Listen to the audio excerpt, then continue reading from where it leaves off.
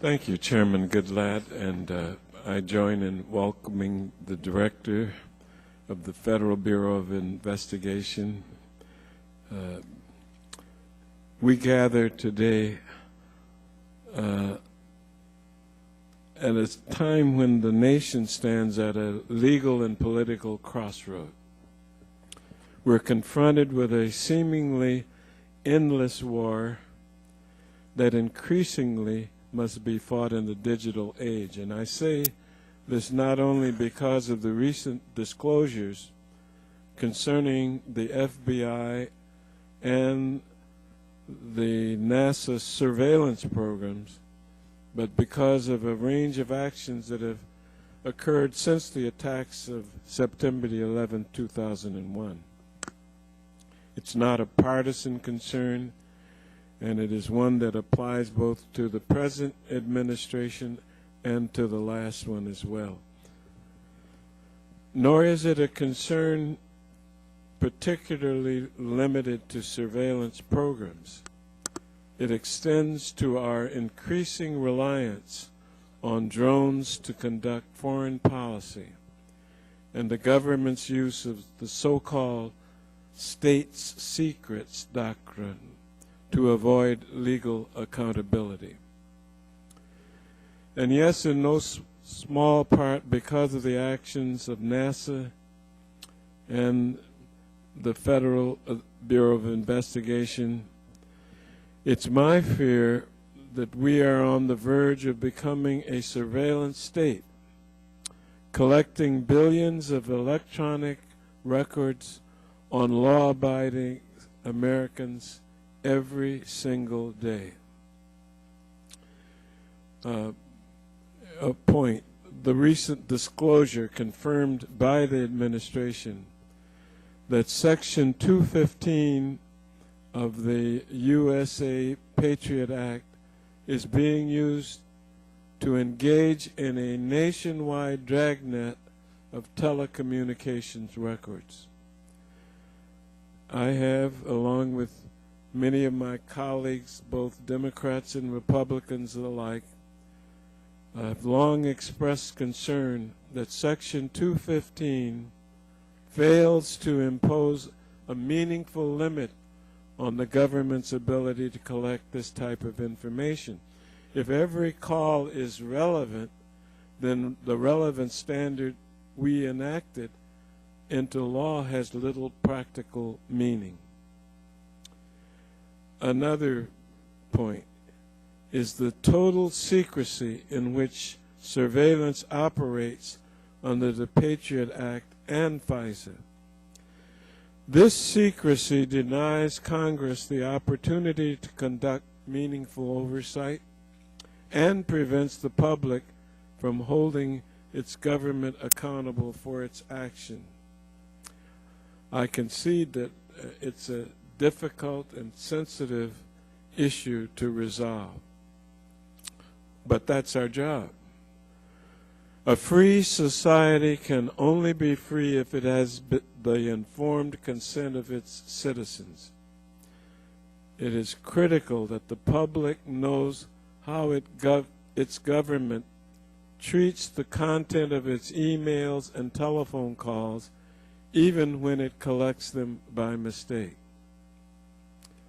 It is true that some members of the Congress have chosen to receive classified briefings about these programs, I among them.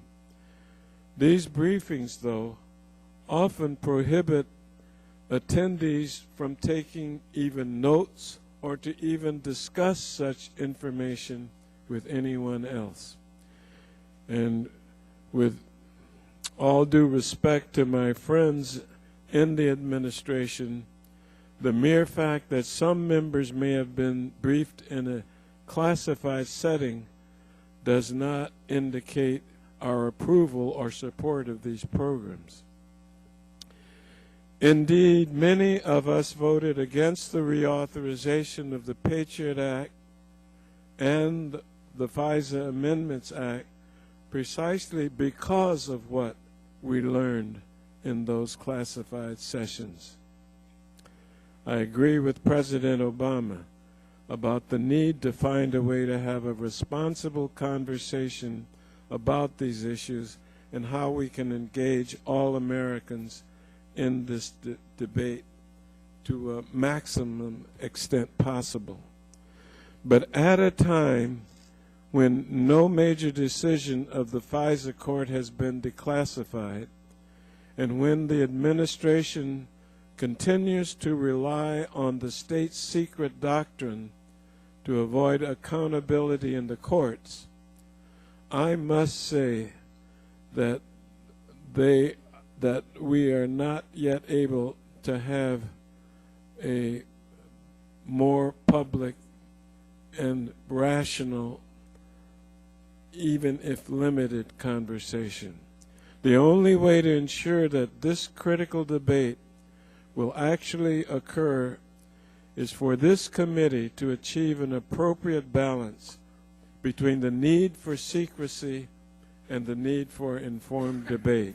One way to tell that that balance has been tilted too far in favor of national security is when individuals in public service have legitimate grievances with our government but feel they have no recourse but to leak classified information to the press. I don't condone these leaks. I believe that if we fail to address the concerns at the heart of these controversial programs, that there will be more leaks. And so Director Miller, as one who supported the extension of your term as director and for whose integrity I have always held in highest regard, we in the end are a nation of laws and not men. Moreover, with all due respect, my considered judgment is that the Federal Bureau of Investigation's actions are inconsistent with the requirements of the Patriot Act and violate the fundamental privacy of law-abiding citizens. And so I finish where I started. The Congress, and in particular this committee, stands at a crossroad. Every day, it seems that a new part of the legal architecture put in place to fight this war on terror is exposed. The prison at Guantanamo Bay is unsustainable. Of the 166 men held there, 86 are already cleared for transfer. More than 100 are engaged in the third month of a hunger strike. Nearly 2,000 personnel are needed to keep the prison functioning. Thanks in no small part to the efforts of the chairman, we've begun to explore the legal underpinnings of the administration's drone programs. There's a growing bipartisan unease with the notion that the executive branch can kill a United States citizen on its own determination that he poses a, quote, imminent threat, unquote. And with respect to the Section 215 collections exposed only last week, it seems clear that the government's activity exceeds the authority this Congress has provided, both in letter and in spirit. With every new disclosure, another piece of the legal architecture put in place in after September the 11th crumbles. And so it's my hope that over the coming weeks, the members of this Judiciary Committee can come together and conduct meaningful oversight of these programs.